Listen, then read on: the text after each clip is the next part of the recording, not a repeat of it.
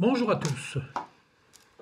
Dans cette vidéo, nous allons parler d'une des causes d'erreur dans la détection radiesthésique.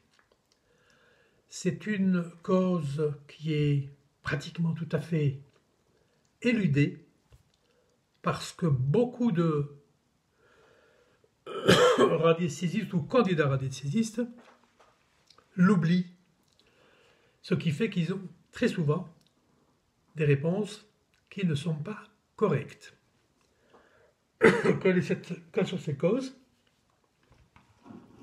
Tout simplement, c'est qu'un instrument qui est chargé des anciennes recherches qui ont été effectuées va garder la vibration de ce qu'on a cherché. Je m'explique. Par exemple, si on fait une recherche agricole ou une recherche d'une personne disparue, on ne peut, pour bien faire, utiliser le même pendule tout de suite tel quel, parce qu'il est pollué, il est imprégné de l'ancienne recherche. Ou des anciennes recherches, ça dépend quoi. Donc, quelle est la solution? Il faut le décharger, c'est-à-dire le désimprégner pour pouvoir faire une nouvelle recherche dans de bonnes conditions. Sinon, on va avoir des réponses fausses et même parfois farfelues. Surtout en recherche sur les métaux. Ça, c'est une ouverture pour ceux qui recherchent des trésors et tout ce qu'on suit, quoi. La recherche de pierres précieuses, la recherche des personnes disparues, dans les polarités, ainsi que également dans la recherche d'eau.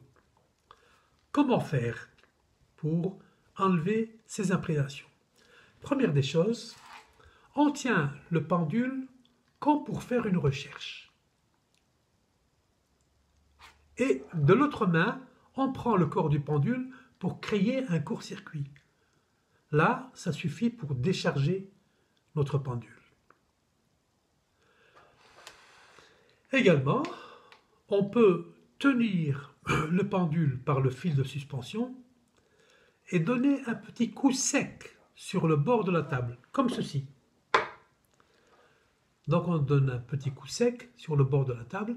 Si vous êtes en pleine campagne, vous pouvez le faire en donnant un petit coup sur un tronc d'arbre ou sur une pierre ou même sur le sol, quoi. Troisièmement, on peut souffler un souffle chaud sur le pendule. Je dis bien un souffle chaud. Ce n'est pas de loin, tel quel, quoi.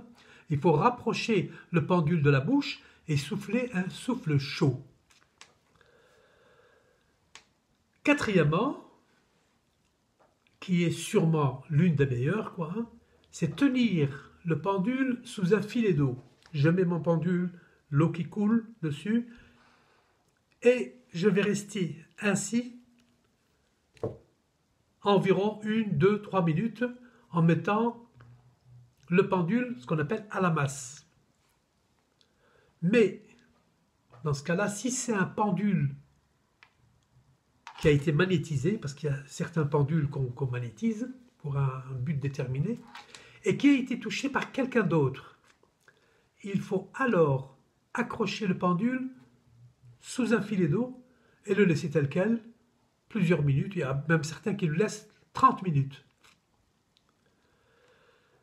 Certains confrères également, cinquième cas, certains confrères, principalement ceux qui s'occupent de géologie et de certaines recherches spéciales, dont je ne vais pas en parler aujourd'hui, laissent tous leurs instruments, par exemple les pendules, les baguettes, l'antenne de l'échelle, etc., sous les lueurs de la pleine lune. Donc là, ils attendent la pleine lune.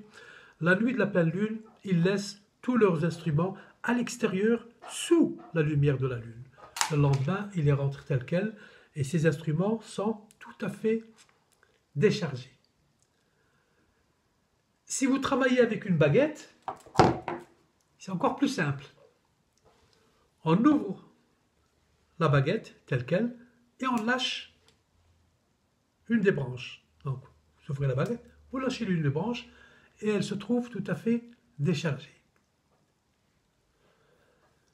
Donc c'est ainsi qu'on peut la désimprégner facilement. Si vous travaillez avec deux baguettes coudées, les baguettes qu'on tient avec les deux mains, il faut simplement les tenir toutes les deux dans une même main. Voilà, j'espère vous être utile avec ces renseignements. La suite des causes d'erreur dans la détection va arriver dans une prochaine vidéo. Regardez-la parce qu'elle va être très très intéressante et elle va vous permettre de ne plus faire des erreurs idiotes. À bientôt.